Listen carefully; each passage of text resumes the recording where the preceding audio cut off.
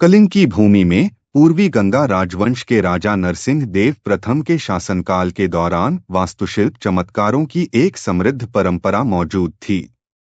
इनमें से सबसे प्रमुख कोणार्क में सूर्य मंदिर का निर्माण था। इस भव्य इमारत को सूर्य देवता सूर्य के रथ के समान डिजाइन किया गया था, जिसमें 12 जोड़ी जटिल नक्काशीदार पत्थर के पहिए और 7 सरपट दौड़ते घोड़े थे। यह मंदिर ओडिशा की वास्तुकला की उत्कृष्ट कृति है, जिसका उद्देश्य राज्य की महिमा का प्रतीक बनना था। हालांकि इसके निर्माण में कई चुनौतियां सामने आईं और इसी संदर्भ में धर्मपद की कहानी सामने आती है। सूर्य मंदिर का निर्माण उस समय के प्रसिद्ध वास्तुकार सिबेई सामंतराय द्वारा किया गया एक महान कार्य था। उन्हें परियोजना के मुख्य वास्तुकार के रूप में नियुक्त किया गया था, जिसके लिए हजारों कुशल कारीगरों, राजमिस्त्रियों और कारीगरों के श्रम की आवश्यकता थी। मंदिर को एक विशाल पत्थर के गुंबद से सजाया जाना था, जिसे इसके शिखर पर एक कीस्टोन द्वारा स्थापित किया जाएगा। हालांकि तमाम कोशिशों के बावजूद गुंबद को स्थिर नहीं किया जा सका। कारीगरों ने बार बार कोशिश की, लेकिन हर बार गुंबद ढह गया, जिससे मंदिर के पूरा होने में देरी होने और सिबेई सामंतराय को अपमानित होने का खतरा था। इस उथल पुथल के बीच सिबेई सामंतराय का 12 वर्षीय बेटा धर्मपद निर्माण स्थल पर पहुंचा। युवा होते हुए भी धर्मपद को वास्तुकला और इंजीनियरिंग की प्रतिभा अपने पिता से विरासत में मिली थी। उनके पिता ने उन्हें मंदिर के डिजाइन और निर्माण तकनीकों की जटिल बारीकियों के बारे में सिखाया था। जब उन्होंने चल रहे संघर्षों को देखा, तो धर्मपद ने मदद करने की ठानी।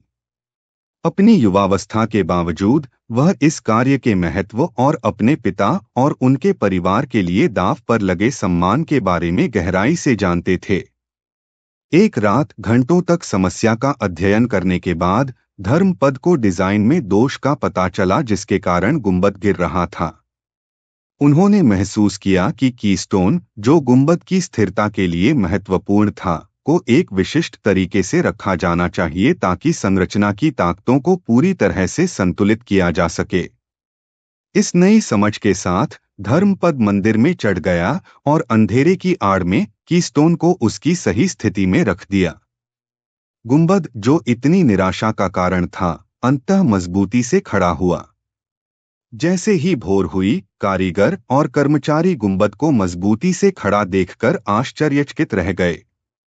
खबर तेजी से फैल गई और मंदिर स्थल उत्साह और राहत से भर गया। हालांकि यह खुशी अल्पकालिक थी। श्रमिकों और कारीगरों को जल्द ही एहसास हुआ कि अगर राजा को निर्माण में धर्मपद की भूमिका के बारे में पता चला, तो इसके गंभीर परिणाम हो सकते हैं।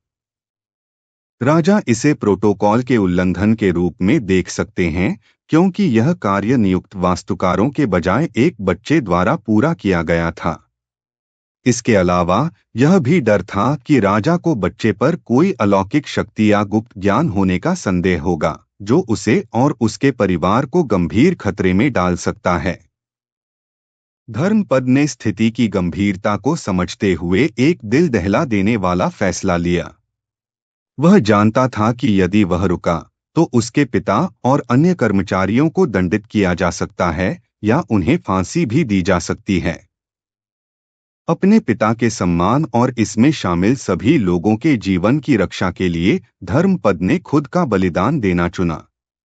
सुबह के शुरुआती घंटों में, इससे पहले कि कोई उसे रोक पाता, धर्मपद मंदिर के शीर्ष पर चढ़ गया और पास की चंद्रभागा नदी में अपनी मृत्यु के लिए छलांग लगा दी। धर्मपद के बलिदान की कहानी पूरे राज्य और उसके बाहर भी फैल गई। कोणार्क का सूर्य मंदिर सफलतापूर्वक पूरा हो गया, जो इसके निर्माताओं के अविश्वसनीय कौशल और समर्पण का प्रमाण है। हालांकि यह मंदिर एक युवा लड़के द्वारा अपने पिता और अपने लोगों के सम्मान की रक्षा के लिए किए गए सर्वोच्च बलिदान का भी प्रतीक बन गया। धर्मपद का नाम निस्वार्थता, बहादुरी और पिता और पुत्र के बीच गहरे प्रेम के प्रतीक के रूप में इतिहास में अंकित हो गया। कोणार्क का सूर्य मंदिर भारत के सबसे प्रतिष्ठित स्मारकों में से एक है, जो एक यूनेस्को विश्व धरोहर स्थल है जो दुनिया भर से पर्यटकों को आकर्षित करता है। धर्मपद की कहानी ऐसी विशाल उपलब्धियों के पीछे मानवीय लागत की एक मार्मिक याद दिलाती है। यह एक प्रेरणा के रूप में कार्य करता है, हमें याद दिलाता है कि सच्ची महानता अक्सर भव्य डिजाइनों और संरचनाओं से नहीं आती है, बल्कि बलिदानों और साहस के कार्यों से आती है जो उन उपलब्धियों को संभव बनाते हैं। धर्मपद की कहानी में हम वास्तुकला, बलिदान और सम्मान के प्रतिच्छेदन को देखते हैं, एक ऐसी कहानी जो युगों तक गूंजती रहती है, कलिंग की भावना और मानवता को परिभाषित करने वाले कालातीत मूल्यों का प्रतीक है।